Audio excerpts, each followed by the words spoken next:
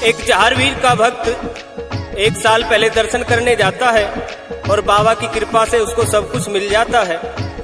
और वो भक्त बाबा का शुक्राना करना भूल जाता है और बाबा उसको दोबारा से कष्टों में ला देते हैं। तो वो भक्त गोगा मेडी के दरबार पे जाके जहारवीर को, गोगा जी को किस प्रकार से पुकार रहा है रो रो कर। आइए सुनते हैं इस भजन के माध्यम से।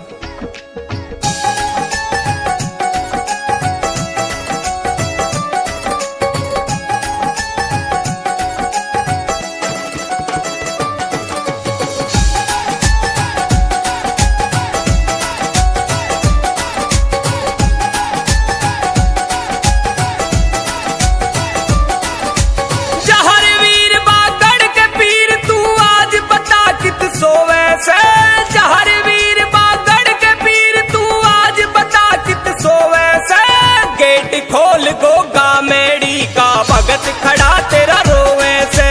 गेट खोल गोगा मेडी का भगत खड़ा तेरा रोवे से।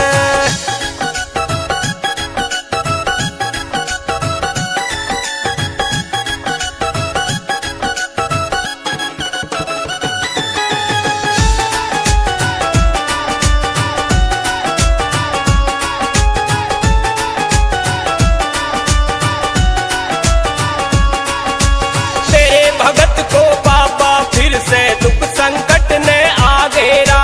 पदम नाग अवतारी गोगा दूर करो संकट मेरा, दूर करो संकट मेरा। हाँ, तेरे भगत को बाबा फिर से दुख झंझट ने आ घेरा।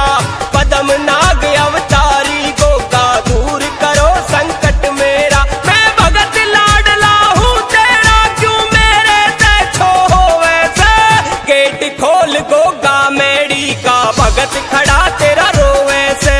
गेट खोल गोगा मेडी का भगत खड़ा तेरा रोवे से।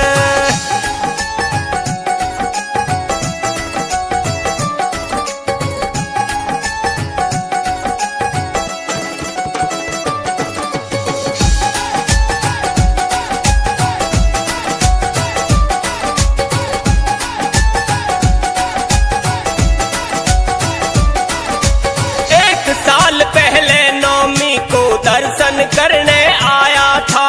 जो मांगा मन बाबा सब कुछ तेरे दर से पाया था, तेरे दर से पाया था। हाँ, 1 साल पहले नौमी को दर्शन करने आया था।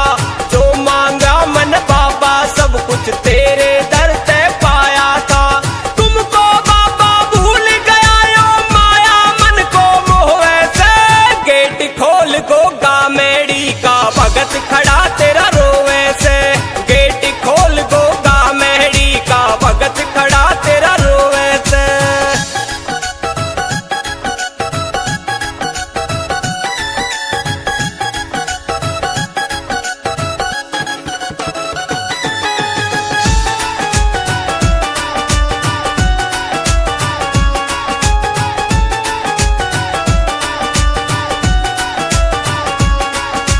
भूल माफ कर दे राणा जो हुई भगत पे भारी है। जल्दी आ जा गोगा पीर तू भगतों का हितकारी है, भगतों का हितकारी है। भूल माफ कर दे राणा जो हुई भगत पे भारी है। जल्दी आ जा गोगा पीर तू भगतों का हितकारी है। लीले घोड़े चढ़ आ जा तू लेट बता कद होवे से। गेट खोल गोगा मेडी का भगत खड़ा तेरा रोवे से। गेट खोल गोगा मेडी का भगत खड़ा तेरा रोवे से।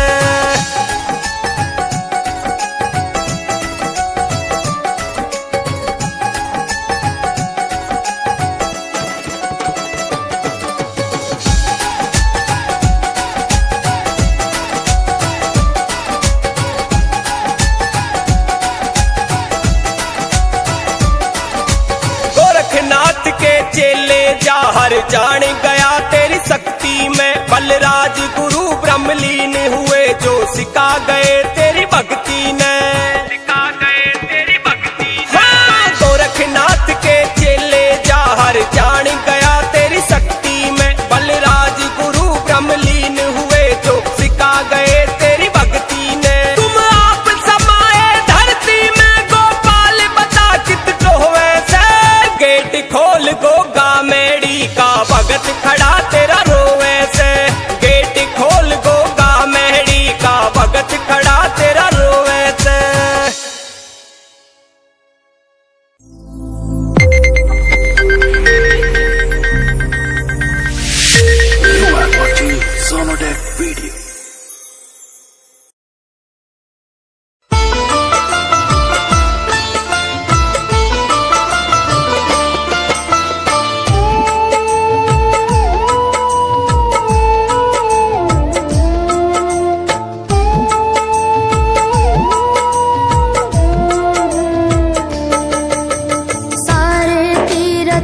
धाम आपके चरणों में।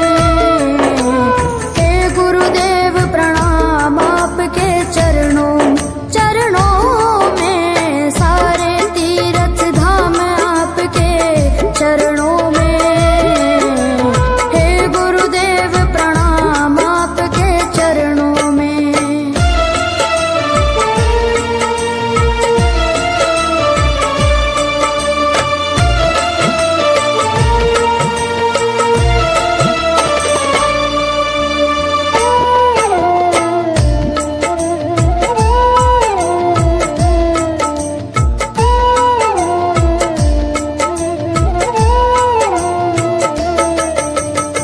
हृदय से माँ गौरी लक्ष्मी कंठ शारदा माता है। हृदय से माँ गौरी लक्ष्मी कंठ शारदा माता है। जो भी मुख से वचन लियो वो वचन सिद्ध हो जाता है, वचन सिद्ध हो जाता है। हे गुरु ब्रह्मा हे गुरु विष्णु, हे गुरु ब्रह्मा हे गुरु विष्णु, हे शंकर भगवान आपके चरणों में। हे गुरुदेव प्रणाम आपके चरणों में, सारे तीर्थ धाम आपके चरणों में। हे गुरुदेव प्रणाम आपके चरणों में।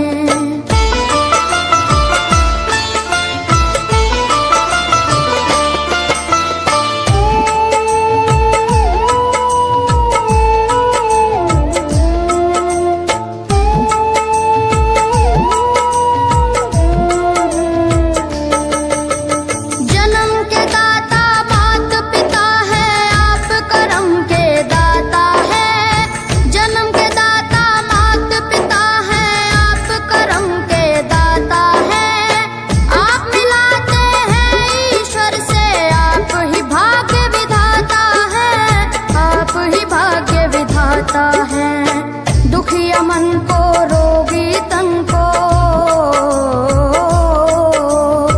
दुखिया मन को रोगी तन को मिलता है आराम आपके चरणों में। हे गुरुदेव प्रणाम आपके चरणों में, सारे तीर्थ धाम आपके चरणों में। हे गुरुदेव प्रणाम आपके चरणों में।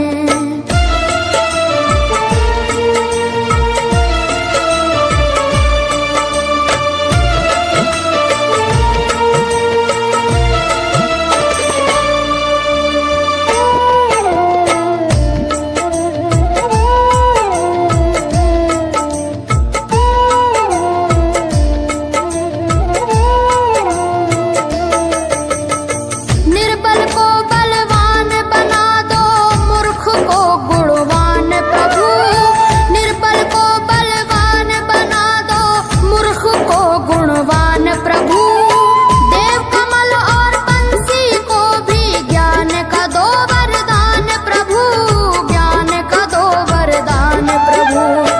हे महादानी हे महाज्ञानी,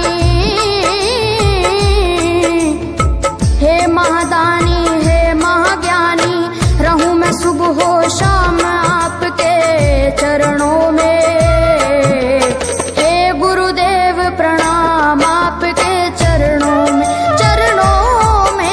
सारे तीर्थ धाम आपके चरणों में। हे गुरुदेव प्रणाम आपके चरणों में। करता करे न कर सके, पर गुरु करे सब होए।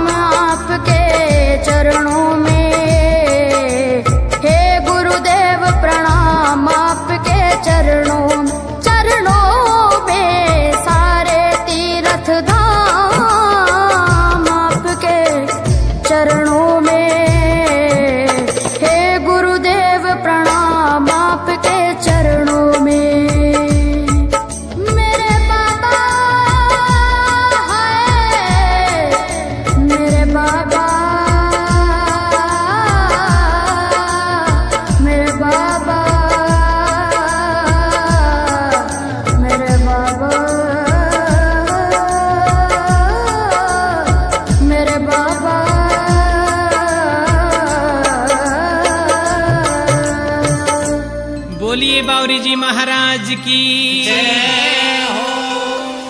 कुछ तो है थानेदार तेरी थानेदारी में, जादू चलाया बाबा दुनिया सारी में। कुछ तो है थानेदार तेरी थानेदारी में, ओ जादू चलाया बाबा दुनिया सारी में। आ गया है मजा, आ गया है मजा तेरी यारी में।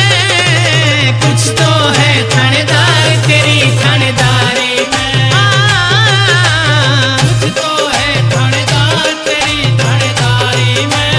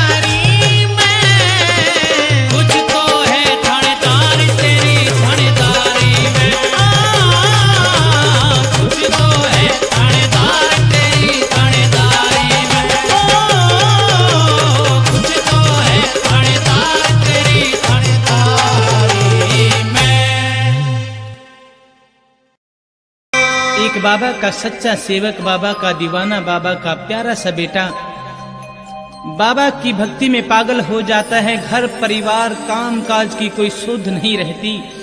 बाबा से कहते कि बाबा बस मुझे कुछ नहीं चाहिए, मुझे घर परिवार से मेरा मोह टूट गया। हे बाबा